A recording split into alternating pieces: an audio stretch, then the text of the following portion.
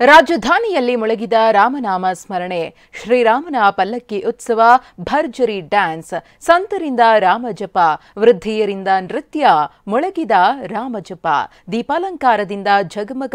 ಇಂತಹ ಮತ್ತಷ್ಟು ಸುದ್ದಿಗಳನ್ನು ನೋಡೋಣ ರಾಮ ಶ್ರೀರಾಮ ನ್ಯೂಸ್ ಟಾಪ್ 9ನಲ್ಲಿ. ಜಯನಗರದಲ್ಲಿ ಶ್ರೀರಾಮ ಮೂರ್ತಿ ಮೆರವಣಿಗೆ ಮಾಡಲಾಯಿತು. ಮಾರ್ವಾಡಿ ಯುವ ಸಮೂಹದಿಂದ ರಾಮ ಶೋಭಾಯಾತ್ರೆ ನಡೆಯಿತು. ಮೆರವಣಿಗೆಯಲ್ಲಿ ನೂರಾರು ಮಹಿಳೆಯರು ಕಳಸ ಹೊತ್ತು ಸಾಗಿದ್ರು. ಪುಟಾಣಿಗಳು ರಾಮ, ಸೀತೆ, ಹನುಮಂತನ ಉಡುಗೆಯಲ್ಲಿ ಮಿಂಚಿದ್ರು. ಮೈಸೂರು ಬ್ಯಾಂಕ್ ಸರ್ಕಲ್ ಬಳಿ 15 ಅಡಿ ಎತ್ತರದ ರಾಮನ ಮೂರ್ತಿ ನಿರ್ಮಾಣ ಮಾಡಲಾಗಿತ್ತು. ರಾಮನ ವಿಗ್ರಹದ ಮುಂದೆ ಫ್ರೆಂಡ್ಸ್, ಫ್ಯಾಮಿಲಿ ಜೊತೆ ಸಿಲಿಕಾನ್ ಸಿಟಿ ಮಂದಿ ಸೆಲ್ಫಿ ಕ್ಲಿಕ್ಕಿಸಿಕೊಂಡ್ರು.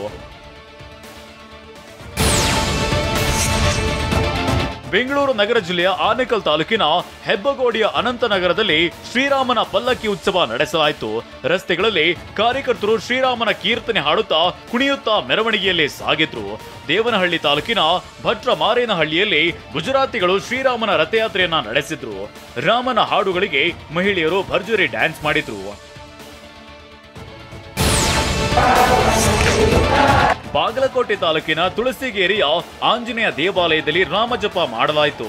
ವಾರಕರಿ ಸಂತರು ಶ್ರೀರಾಮನನ್ನ ಸ್ಮರಿಸಿದ್ರು. ಜೊತೆಗೆ ಲಂಬಾಣಿ ವೃದ್ಧ ಮಹಿಳೆಯರು ರಾಮಕೃಷ್ಣರ ಹಾಡಿಗೆ ಬಂಜಾರ ನೃತ್ಯವನ್ನ ಮಾಡಿದ್ರು.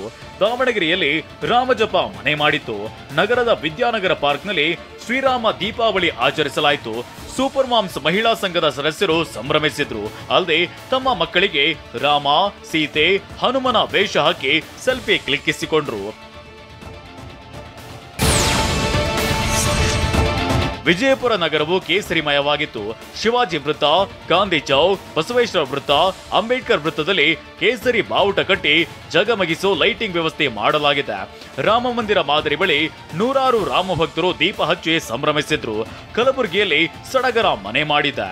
ಶಹಾ ಬಜಾರ್ ಬಡಾವಣೆಯನ್ನೇ ವಿದ್ಯುತ್ ದೀಪಾಲಂಕಾರದಿಂದ ಸಿಂಗರಿಸಲಾಗಿದ್ದು, ಮನೆಗಳ ಮುಂದೆ ದೀಪ ಹಚ್ಚಿ ಸಂಭ್ರಮಿಸಲಾಯಿತು.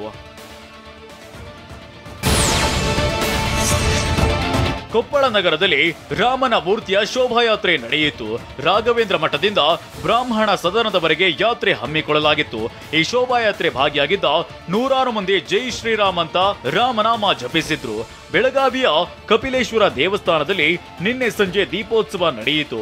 ಸಾತ್ವಿಕ್ ಅನಗೋಳ ಎಂಬ ಕಲಾವಿದ ಶ್ರೀರಾಮ, ಸೀತಾ, ಲಕ್ಷ್ಮಣ ಬೃಹತ್ ರಂಗೋಲಿ ರಚಿಸಿದ್ದಾನೆ.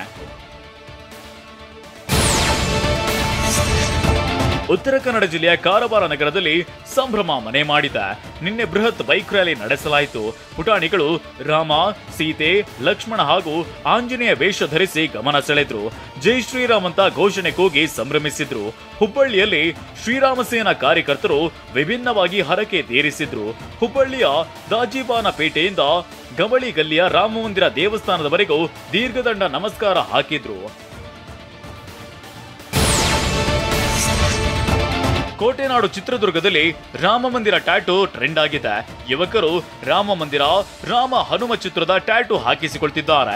ಈ ಮೂಲಕ ಯುವಕರು ರಾಮಜಪ ಮಾಡ್ತಿದ್ದಾರೆ. ಮೈಸೂರಿನಲ್ಲಿ ಶ್ರೀರಾಮನಿಗಾಗಿ 111 ಅಡಿ ಉದ್ದದ ಅಗರಬತ್ತಿ ಸಿದ್ಧಗೊಂಡಿದೆ.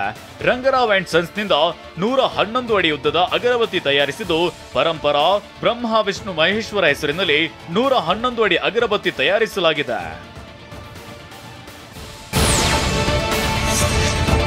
ಚಿಕ್ಕಮಗಳೂರಿನ ಕಡೂರು ಪಟ್ಟಣದ ಅಯ್ಯಪ್ಪ ಸ್ವಾಮಿ ದೇಗುಲದ ಅರ್ಚಕ 1,20,00,000 ಸಲ ರಾಮನಾಮ ಜಪ ಬರೆದಿದ್ದಾರೆ. 89 ವರ್ಷದ ಅರ್ಚಕ ಪರಮೇಶ್ವರನ್ ಸ್ವಾಮಿ 2007ರಿಂದ ನಿರಂತರವಾಗಿ ರಾಮನಾಮ ಜಪ ಬರೆಯುತ್ತಿದ್ದಾರೆ. ಮೈಸೂರಿನಲ್ಲಿ ನವಜಾತ ಕರುವಿಗೆ ರಾಮನ ಹೆಸರು ನಾಮಕರಣ ಮಾಡಲಾಗಿದೆ. ಕೆಆರ್ಎಸ್ ರಸ್ತೆಯ ಶ್ರೀ ಶಿವಸಾಯಿ ದೇಗುಲದಲ್ಲಿ ನಾಮಕರಣ ಮಾಡಲಾಯಿತು. ಸ್ನೇಕ್ ಶ್ಯಾಮ್ ಗೋಶಾಲೆಯಲ್ಲಿ ಕರು ಜನಿಸಿತ್ತು. ರಾಯಚೂರು ಜಿಲ್ಲೆ ಲಿಂಗಸಗೂರು ತಾಲೂಕಿನ ಮಾಕಾಪುರ ಗ್ರಾಮದ ಕಲಾವಿದ ರಾಮಜಪ ಮಾಡಿದ್ದಾನೆ. 10 ರೂಪಾಯಿ ಸಂತೂರ್ ಸೋಪ್ನಲ್ಲಿ ಶ್ರೀರಾಮನನ್ನ ಬಿಡಿಸಿದ್ದಾನೆ. ಇನ್ನು ಗದಗ ತಾಲೂಕಿನ ಚಿಕ್ಕಹಂದಿಗೋಳ ಗ್ರಾಮದ ಯುವಕ ನಾಗರಾಜ ಕಮ್ಮಾರ 15 ಕೆಜಿ ಜೋಳ, 2 ಕೆಜಿ ಅಕ್ಕಿಯಲ್ಲಿ ರಾಮ ಮಂದಿರ ಮಾದರಿ ಬಿಡಿಸಿದ್ದು, ಇದು 12 ಅಡಿ ಎತ್ತರ, 10 ಅಡಿ ಅಗಲ ವಿಸ್ತೀರ್ಣದಲ್ಲಿ ನಿರ್ಮಿಸಲಾಗಿದೆ.